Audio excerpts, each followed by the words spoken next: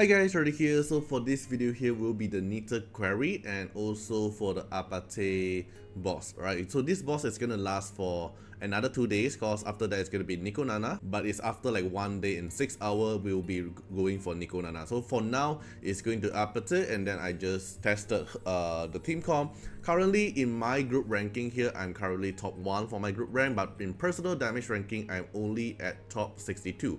Alright, it really depends on your prowlers, your skill up, your lattice investment, and also your module as well. So how this game play works is basically like Case Rumble, but we fight the boss step by step. So we're gonna fight Apate first, then after that gonna be Nico, Nana, Cheryl step by step. Alright, but for this boss here, is about debuffing. Alright, so you can see here in this battle, for every one debuff applied to the boss, damage taken increased by 20%. So the RNG part for this, cause every day you can only hit 3 times, the RNG part will be how many debuff can you actually land on the boss. Is it going to be consistent? And also the RNG of the petrified from the boss. So if the boss casts AoE and somehow you actually get a 20% of the petrified very often, then your DPS is not going to be that high. Same thing for the S1 here, there's a 50% chance for petrified. So you only have 3 attempts per day, and you want to hope the boss don't really apply petrified for your team. Then there's the few RNG layer, and I actually like this content because the reward is actually very good, because like this is the rank reward, right? And every day you are able to get 2 lattice fragment here, and you get some module essence, which is good. And then the final settlement also giving you lattice reward is actually pretty attracting for me, to be honest, like for a PvE player. And then if you go the higher tier, you get more lattice investment, and same for it. If you somehow reach for the overlord, you can get 50 lattice shard, and also this box here for you to get the title. Okay, so for you to, in order to do that, you need to hit your group ranking to be high enough. So your group ranking here, you need to be top 50 in your group. Alright, and then after that you can actually advance to the next tier. So in this video here, I'll be sharing my team. Then probably you can try, basically everyone's team is actually the same, right? Because if you take a look at the ranking, personal damage ranking, everyone's team is actually like almost the same. It's just about the module set effect they're going for, and also the shell combination. Okay, then, so I'm going to show you mine. Let's go to the challenge. So there's a few replacement or better setup you can actually go for. I'm just going to show you how mine actually looks like. So I'm using this 5: Lily, Lilium, Freya, Plume, and Dating. Ideally, the best one is actually Dating get replaced by Rahu if you actually skill up Rahu. But because I'm not a turn 2 player, I did not invest into Rahu, so my Rahu skill is only 111. So though I'm not gonna use Rahu, right? Then or you can actually go for Claws as well. Claws applying the debuff is also very good to actually maximize the debuff RNG, or you can actually go for Hand Reach as well. Okay, but in the end, I actually prefer to go for Dating, because the Claws here, even though the debuff is good, but I don't really invest on Claws. Like the skill up here is only 111, because you really want, if you want to use Claws, you actually want to get more effect value from the hack in to actually min-maxing. So that's the reason why in the end I actually went for Dating. So let me show you my Lily first. So Lily here basically just build as fast as possible. Let me show you here, right? Mine is actually a pretty fast Lily. I build it as fast as possible. I just slot in every fast gear I have on my account. I'm a turn 1 player, right? Then the module effect here just focus on Swift Rush and Swift Smite. The rest here doesn't matter. Just slot as fast as possible for your Lily. Then Shell here, I'm going for Jackal Guard, and just as I mentioned, as fast as possible, because the more often your Lily takes the turn, then the more assist for your Lilium, then the more DPS you have. Then try to get as many speed as possible. Mine is on plus 16, and the rest here doesn't matter. For Lily, doesn't matter. Okay, then the other one is going to be Plume. So Plume here also build as fast as possible while having high effect accuracy.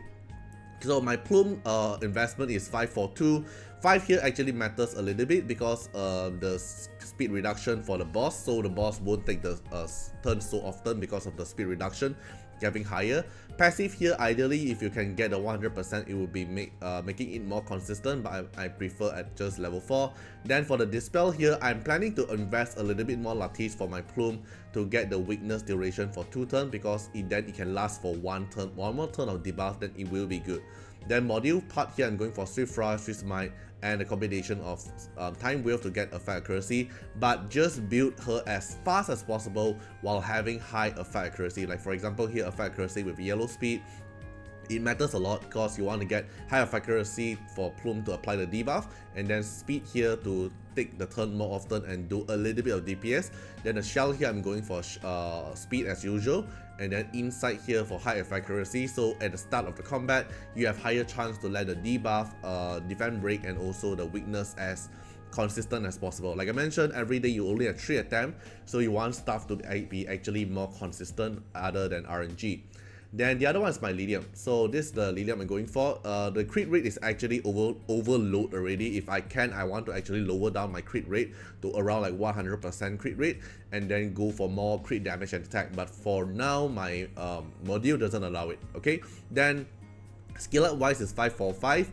If possible, you want to go for 555 to actually get a little bit more damage boost here, but which means I'm lacking of 0.4% damage boost for every 1% of the target HP loss. But at the moment, I'm saving my lattice for my other unit, so 545 is what I'm using for my Lilium.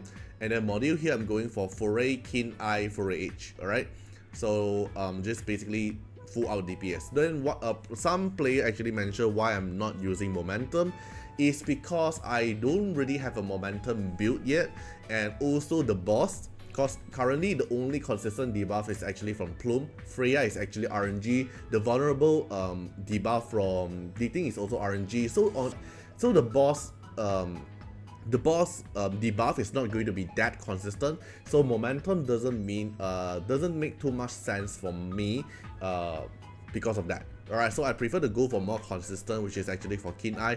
But ideally, if you want to gamble big, you want to go for Foray, Momentum, Foray H, if you have the shell.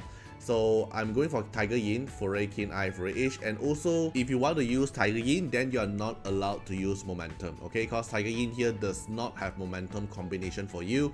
So that's one of the reasons why I'm not using Momentum as well. But if you want to use Momentum, you can apply it to the second DPS, for example like Rahu or Dating. So my Tiger Yin here is attack percentage. It plays a very important role for your stats, crit damage, and then disorder, because Lilium here is disorder, right? So if you get even like 12% here, it's even better. Okay, then this is it, and then the prowess here, for those who are curious, is actually P2 for the a little bit more crit rate. Ideally, if you're a Lilium player and you actually summon a lot for Lilium, the 10% here is even better, right? Okay, then this for my Lilium. Then the next one is actually gonna be my Freya. Where's my Freya? Here, Freya. So Freya here, my skill up is 511. So 5 here, because I'm turn 1, I'm usually using Freya in my PvP content. And Freya here for the skill up here, actually it matters for your turn meter push to have a few more percentage higher when you actually get a buff. Then the rest of the skill up here, I did not skill it up. Okay, then I'm using Fortissimo, and then the module here I'm going for is Swift Rush and Time Wheel. So I'm gambling a little bit more RNG for my Freya here, is because I want my Freya to be fast, and I want my Freya to have the RNG to actually cool down herself.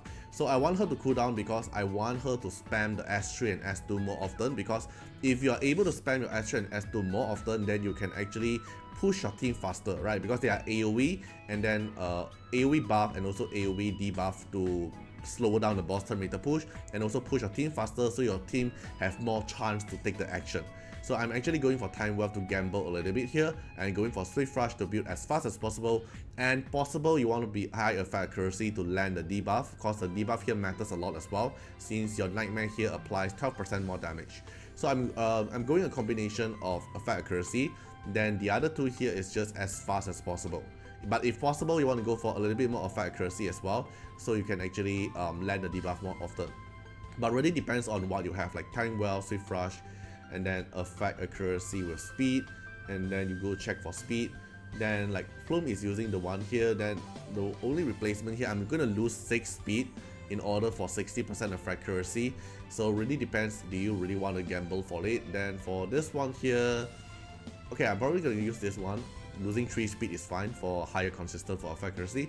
Then the shell for Fortissimo here is going for speed and synergy. So synergy here, because Freya is going to heal very often for them, so you can also increase their final damage deal as well through this passive here. Then the other one is going to be Dating. So Dating here is a max skill Dating. And then module here, I'm going for Harvest, Keen Eye, Foray Age, but the ideal one I think is going to be pick your choice, either Foray or Harvest, and then it's going to be Momentum. Momentum ideally is actually the best here, but as usual, the RNG part is to land the debuff on the boss, right? So I'm going for Keen Eye to go for a little bit more consistent. And then Prolus here, everything is max. And then Shell here is going for attack percentage, crit rate, and disorder final damage deal. And because I've been using this White Fang at the start of the game, so I'm just gonna stick to it. I'm not going to build a momentum White Fang just because of this content at the moment, alright? But let's see. So I prefer White Fang here instead of the other shell like Count, for example. Why I'm going for White Fang? Because this battle lasts for 3 minutes. And every time when your Dating cast skill or the cooldown from the White Fang is done, you increase your crit damage. And the crit damage here is 8%, which is actually very good. And it's stackable, right? So the battle actually lasts long enough for you to Dating to stack more crit damage and benefit from the White Fang. And I don't really want to go for Count at the moment, is because Count cooldown is actually 4 turns. So every 4 turns you benefit 2 turns of the damage. Then after that you don't really benefit from the damage anymore. So White Fang here after every 3 turns is actually 1 turn lower than Count, and the 8% of the crit damage here actually lasts for the whole battle. So I think overall White Fang actually benefit more for the team because this is a long-term battle. In terms of burst damage, Count actually wins for White Fang, but in a long-term battle, I think White Fang's damage is actually more benefit than Count. Then the module is going for Harvest, Keen Eye, Foray Age. Just go for 1 crit rate and then just go all in crit damage. If you want, or if you have better crit rate main module, then just go for it, because Dating can convert the crit rate into crit damage anyway. So just overstack the crit rate here is totally fine, and just go for high crit damage. Then decent speed, because your Dating needs to take his turn by himself other than the Freya turn meter push, and also from Lily, because Lily is going to target for Lydium, it's not going to care for Dating. Okay, then try to go for a little bit of mixture of speed as well to actually take the turn. If you are possible, get a little bit of fire accuracy for Dating is also good, but cause Dating can actually apply vulnerable. Alright, so RNG part. So you want to target on the boss, and then the RNG part will be your Plume applying the debuff at the start of the combat, and then your Freya applying the Nightmare debuff at the boss, cause this is also RNG. Can I apply? Yep, I did manage to apply. And also your Dating applying vulnerable later on. Alright, so do damage, and then Dating do some damage. Can my Dating apply vulnerable? So I fail to apply the vulnerable. If you manage to apply the vulnerable, then the whole combat damage is actually more smoother as well. And take a look. So White Fang here is going to benefit my Dating, always going to have the crit damage by 16%, and it lasts for the whole battle. So now my Dating is going to benefit the attack a lot. So this part here, the purified here from the boss is RNG. If possible, if you don't get any purify at all, it's even better, because your Lily can make your Lilium do more damage, and then the vulnerable apply here. If your Dating manage to apply vulnerable very consistent, then you are actually able to do more damage. And then also why I wanted my Plume to actually skill up for the weakness, so my weakness debuff can last with the other debuff as well, instead of just 1 turn. Alright, so now Lilium is just gonna do big damage, and then the RNG, just pray you actually get good RNG to apply more debuff to the boss, because every debuff matters to the boss to actually increase the damage output by 20%. I might actually consider to skill up my Plume to actually get the 2-turn weakness. I think that actually benefits a lot. Okay, see, my Dating here already have 4 stack of the White Fang, which makes my Dating another 32% crit damage benefit here, instead of Count that only increase your raw attack by 1200, and the cooldown actually needs for 4 turn, while White Fang is only for 3 turn, which is a lot more consistent and faster as well. Alright, you see the S1 damage is actually not bad. Alright, do good. So everyone here did not get purified. If you actually get petrified often, then your team damage is not going to be that good. Okay, Plume apply more debuff. Yeah, I really want to scale up my Plume to get another weakness consistent instead of just 1 turn. Cause 1 debuff is 20%, is actually matter a lot. And the debuff count is just enough to hit the maximum output. Alright, not bad the damage here. Lilium get another turn of damage. Alright. I might actually break my high score because the vulnerable apply for this time is actually pretty good, the RNG. Like, I actually apply vulnerable like pretty often this time. Right, more assist for Lilium. The thing here casts another S3. Big damage, nice. Another White Fang, so White Fang is already at 610 but doesn't matter now. Oh, okay. Plume do a little bit more damage. Lily, come on. Reset for Lilium. Can my Lilium cast another S3 before the battle ends? Okay, Plume casts another S3. The timer is going on, gone though. Yeah, the timer gone. Alright, I can't hit it. But if my Lilium actually able to cast that S3, then probably I can hit a higher score. Cause you can see the score is just like 9 points away. If my Lilium actually able to cast it, it will be even higher. But yeah, basically this is my team comp and something you can try to tune around for this Apate boss. Alright, hope you guys enjoyed the video. Feel free to comment down what you guys think about it and see you guys in the next one. Bye bye.